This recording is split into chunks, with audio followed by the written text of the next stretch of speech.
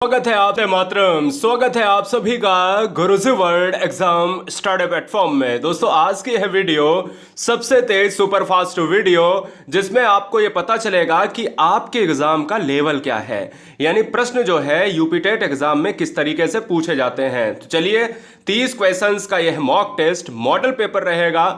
अपने आप को परखिए कि सबसे ज्यादा स्कोर क्या आप इन 30 क्वेश्चन में ये देखिएगा कि क्या 16 क्वेश्चन सही कर पा रहे हैं या नहीं। अगर इससे कम है तो हिंदी बहुत खराब है आपकी। पहला क्वेश्चन, रामधारी सिंह दिनकर की रचना उर्वशी को कौन सा पुरस्कार दिया गया था। देखिएगा, रामधारी सिंह दिनकर की बात करें तो इन्होंने उर्वशी को लिखा। यह रचना दोस्तों भारतीय ज्ञानपीठ पुरस्कार के लिए जानी जाती है, यानी रामधारी सिंह दिनकर को भारतीय ज्ञानपीठ पुरस्कार मिला। यानी ऑप्शन नंबर हमारा क्या, बी हो जाएगा। अगर दो फैक्ट जाने कि अगर ज्ञानपीठ पुरस्कार की बात हुई है तो यह 1972 में दिया गया। ज्ञानपीठ पुरस्कार साहित्य के क्षेत्र में दिया जाता है। बात यहां पर रामधारी सिंह दिनकर की हुई है तो उर्वशी पर मिला है। क्वेश्चन में ऐसे भी पूछ सकता है कि रामधारी सिंह दिनकर की किस कृति पर ज्ञानपीठ पुरस्कार मिला है, तो उसमें ऑप्शन में उर्वशी जरूर ढूंढिएगा। ठीक है, चलिए निर्णय में कौन सा उपसर्ग है। चार ऑप्शंस है। आपको लगता है कि ऑप्शंस में नहीं होना चाहिए था, अब ऑप्शंस में नहीं है तो क्या मारेंगे।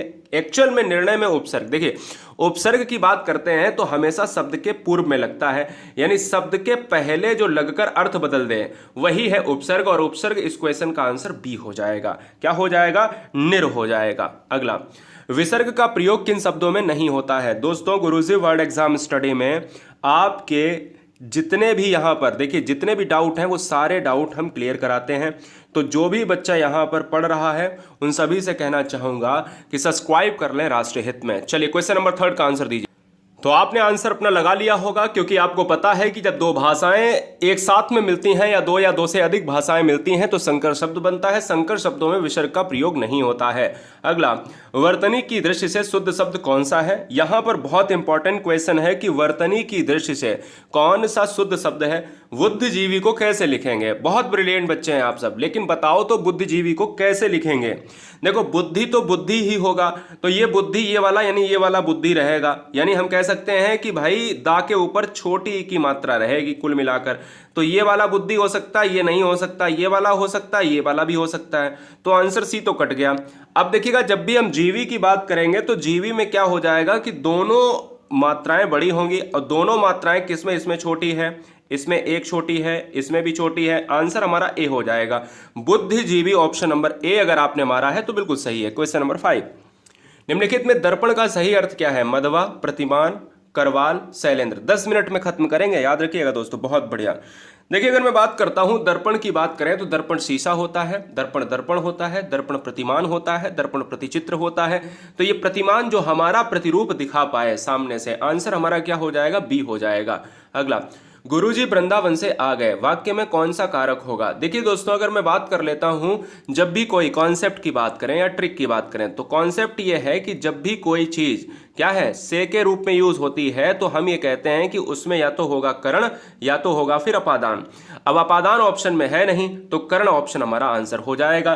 क्यों हो जाएगा, क्योंकि आपको पता है कि से हमेशा कर्ण के रूप में यूज होता है और कर्ण हमेशा साधन के रूप में यूज होता है। और कारक के अगर प्रकार पूछे तो कारक के जो प्रकार होते हैं दोस्तों हिंदी में वो 8 प्रकार के होते हैं। आइए, तरणी और तरणी शब्द युग्म कौन सा अर्थ देगा हमें, यानी तरणी का मतलब क्या होता है, तरणी का मतलब क्या होता है। तो तरणी देखिए ध्यान दीजिएगा दोस्तों, तरणी जो होता है क्या, एक तरणी होता है ये वाला और एक होता है तरणी। बताइए इन दोनों का अर्थ आप क्या मारेंगे, क्या लॉक कर सकते हैं, क्या जवाब आप देंगे। बहुत सुंदर। हाँ, इस क्वेश्चन को ध्यान से करने की आवश्यकता है, नहीं तो गलती से आप जो है कोई भी ऑप्शन है और कोई भी ऑप्शन लगा दें।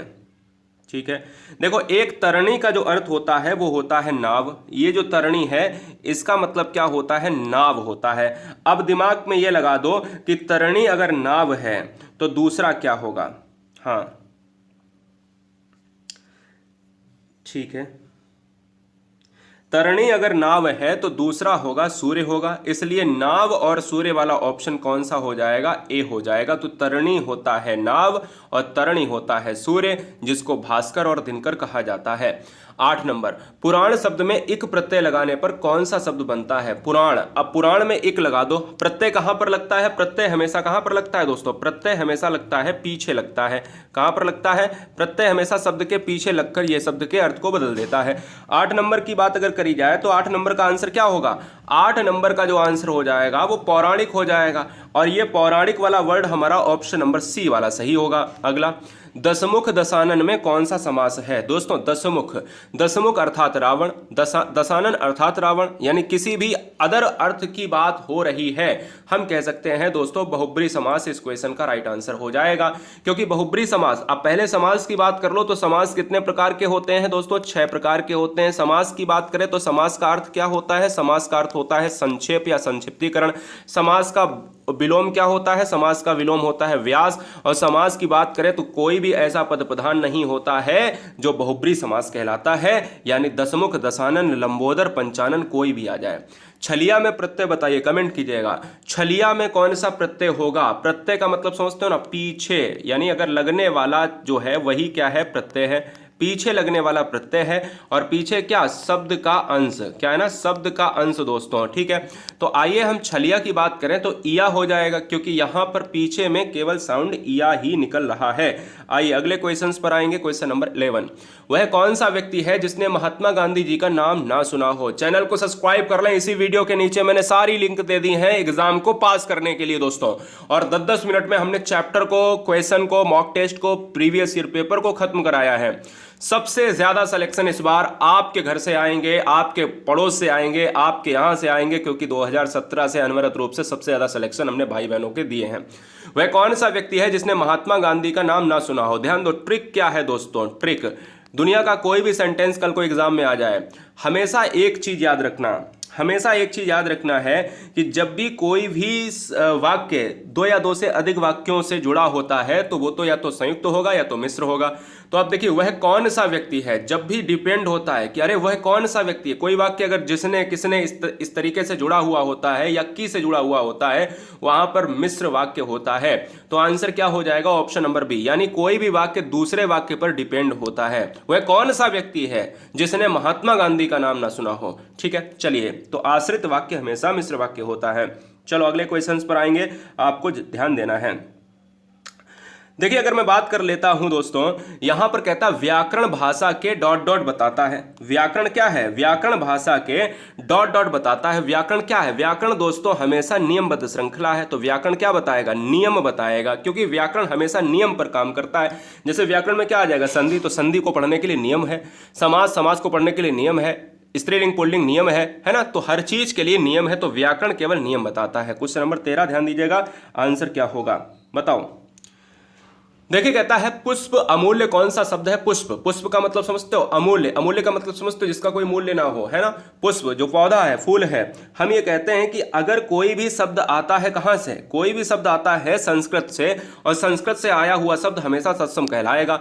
और तद्भव शब्द वो है जो आपका संस्कृत से बना हुआ शब्द है। देश शब्द वो है जो हमारे देश का है, जिसकी उत्पत्ति का पता नहीं। विदेशज वो है जो आया हुआ है, बाहर से आया हुआ है, विदेशज है विदेश का शब्द। आंसर हमारा क्या होगा, ए ऑप्शन हो जाएगा। ए ऐ ओ औ कौन सा स्वर है। अब ए ऐ की बात करें, ओ औ की बात करें, ध्यान दो दोस्तों, क्या है, बहुत बढ़िया। अच्छा, स्वर कितने होते हैं, कमेंट करिएगा, पहले कमेंट करिएगा कि यहां पर अगर पूछ लिया जाए कि स्वर कितने होते हैं, तो आप यही कहोगे कि सर स्वर होते हैं 11 होते हैं। और स्वर किसे कहते हैं, जो स्वतंत्र है ना। संयुक्त स्वर क्या है, तो क्वेश्चन में अगर आ जाए संयुक्त स्वर कितने होते हैं, तो संयुक्त स्वर होते हैं दोस्तों 5 होते हैं। ध्यान दो, ए ऐ ओ औ, एक आपको बताना है जिसको री और कहा जाता है। इसमें अगर री आप जोड़ दोगे, यानी इन चारों के अलावा एक री जोड़ दोगे, तो संयुक्त स्वर। तो ये हैं आपके संयुक्त स्वर, जो यहां पर क्या हो जाते हैं, 2 चीजों से बनते हैं। जैसे ऐ बनेगी तो वो ऐ कैसे बनेगी, आ धन बड़ा आ से मिलकर बन जाएगी छोटे ए, ठीक है ना। इसी तरीके से चीजों को आपको याद रखना है। चलिए अगले फैक्ट पर आएंगे। किस क्रम में आ उपसर्ग है। आ उपसर्ग क्या है, अनन्य, अनैतिक, अनिद्र, अनिर्वाच्य। बहुत कठिन पेपर और बहुत कठिन, बहुत सरल क्वेश्चन इस तरीके से दोनों को एक मॉडरेट लेवल में पेपर पूछता है, यानी कठिन भी क्वेश्चन मिलेंगे और सरल भी मिलेंगे। क्वेश्चन नंबर 15 का जो आंसर हो जाएगा मेरे लाल, वो क्या हो जाएगा बताइएगा? अनैतिक हो जाएगा, क्योंकि अनैतिक में ही आ उपसर्ग है, नैतिक निकल रहा, बाद बाकी कोई भी ऐसे पार्ट नहीं है। जो संविधान के प्रतिकूल हो, जो संविधान के प्रतिकूल होगा मेरे लाल, वो क्या हो जाएगा? वो हो जाएगा, देखो संवैधानिक होता है, संवैधानिक यानी संविधान के साथ में चलता है, और असंवैधानिक वो होता है जो संविधान के प्रतिकूल हो, आंसर बी होगा। मंच पर अनेक डॉट डॉट विद्वानों को देखकर दर्शकों ने क्या है? दर्शकों ने प्रसन्नता प्रकट की। तो आप ध्यान दीजिएगा, दर्शकों की बात करी जाए तो क्या है? अनेक के बाद क्या भरा जाएगा? विख्यात, कुख्यात, अज्ञात या अभिजात। मैं यही कहूंगा दोस्तों कि अगर मंच पर अनेक विद्वान थे तो वो दोस्तों विख्यात होंगे, क्योंकि निगेटिव ऑप्शंस तो विद्वानों के लिए आएंगे नहीं, आंसर ए होगा। सभा की सत्यता और अंधेर नगरी किसकी रचना है? देखिए 4 से 5 क्वेश्चन आपके साहित्य से पूछे जाते हैं, मैं कहता हूं बिल्कुल आएंगे। सभा की सत्यता और अंधेर नगरी किसकी है? तो मैं कहता हूं दोस्तों इस क्वेश्चन का जो आंसर है वो हो जाएगा किसके साथ? वो हो जाएगा आपका हरिश्चंद्र के साथ हो जाना चाहिए। तो अगर हरिश्चंद्र के साथ हो जाना चाहिए तो ऑप्शन नंबर डी होगा। प्रेमचंद्र की बात करें, गोदान गबन उपन्यास लिखा है, गोदान गबन निर्मला, है ना, इस तरीके से मंगलसूत्र। और अगर हम बात कर लेते हैं नदी के द्वीप, तो अज्ञे ने लिखा है। जयशंकर प्रसाद की बात करें तो कामायनी, झरना, आंसू, चित्राधार, इस तरीके से जो भी हैं वो जयशंकर प्रसाद ने लिखा है। भारतेंदु हरिश्चंद्र की बात करें तो ये कहे जाते हैं आधुनिक हिंदी के जनक कहे जाते हैं, और छायावाद के जनक कहे जाते हैं जयशंकर प्रसाद। आदिकाल का अधिकतम साहित्य किस प्रांत से प्राप्त हुआ है? आदिकाल की बात करें, अधिकतम साहित्य प्राप्त हुआ है दोस्तों, तो ये प्राप्त हुआ है आपका राजस्थान से हुआ है प्राप्त, इसलिए इस क्वेश्चन का आंसर डी हो जाएगा। अगला क्वेश्चन आपके स्क्रीन पर है, जितेंद्रिय में कौन सा समास है? यानी जितेंद्रिय, इंद्रियों को जीतने वाला, इंद्रियों को बस में करने वाला कोई, अर्थात कौन होगा? कमेंट करो। दसमुख है जिसके, अर्थात कौन होगा? कमेंट करो। लंबा है उधर जिसका, लंबोदर, अर्थात कौन होगा?